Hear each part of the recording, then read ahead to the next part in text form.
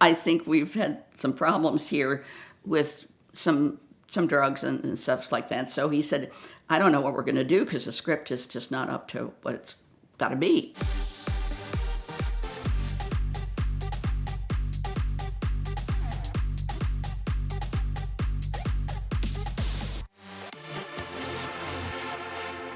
We were down for the Daytona 500. Well, Hal had gotten in touch and said that they were going to shoot Smokey 2. And they were going to do the shooting in Jupiter, where Burt came from. His parents lived there, and he liked it. It was a comfort zone for him. And if Burt was comfortable, then Hal was comfortable, and Sally was comfortable, and everybody was comfortable.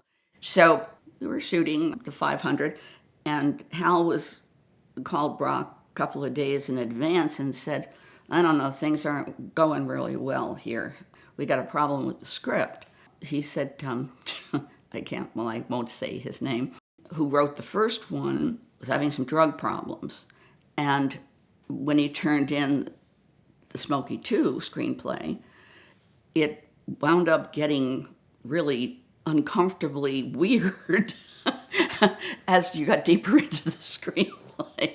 So Hal said, I think we've had some problems here with some drugs and stuff like that. So he said, I don't know what we're going to do because the script is just not up to what it's got to be when we're shooting, So he said, can you come down here? And Brock said, no, I'm doing this, CBS and the 500 and whatever. And he said, well, that's only a couple of days away. And Brock said, but I do have a life and commitments and got to drive back with the kids and whatever.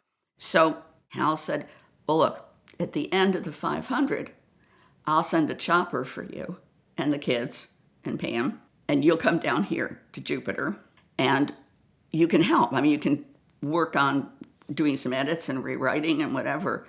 So he said, I guess so. I guess. He said, but what do I do about getting home?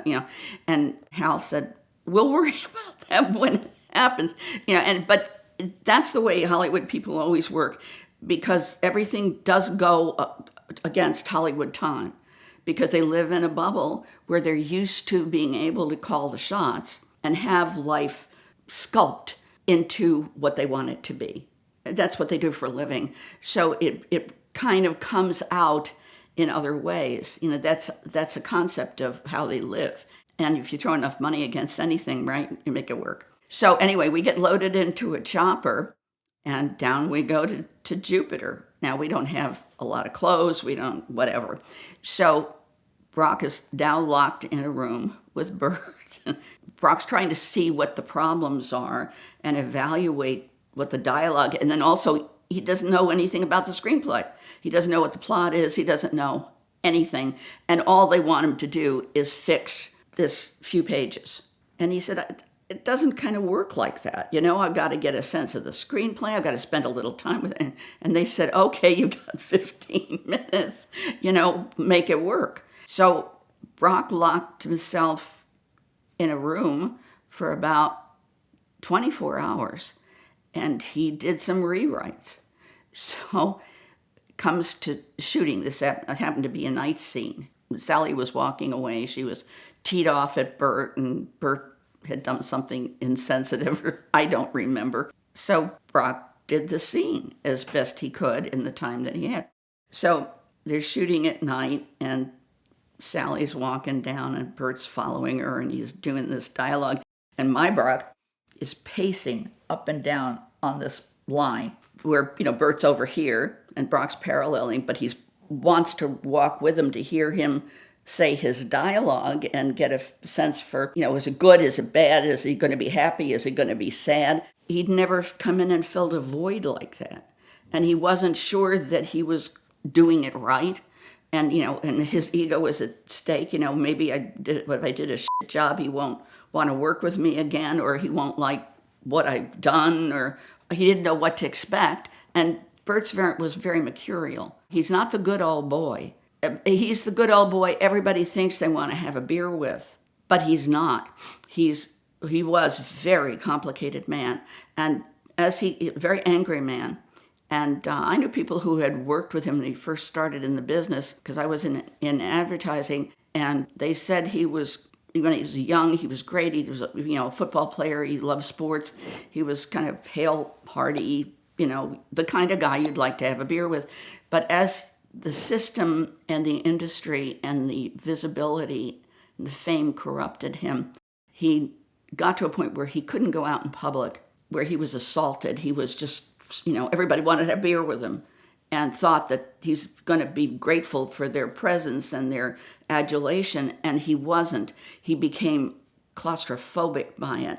And so when we would shoot with him, with Cannonball, we'd never see him. He'd disappear. Or if he came out, now we spent a lot of time with Roger Moore, nobody ever came up to Roger Moore and asked for an autograph. Nobody. We struggled with, that is strange. But the only thing we could come up with was the fact that Roger, in his persona that the public felt, was 007, standoffish. You don't come up to him it's not a warm fuzzy when you think of him.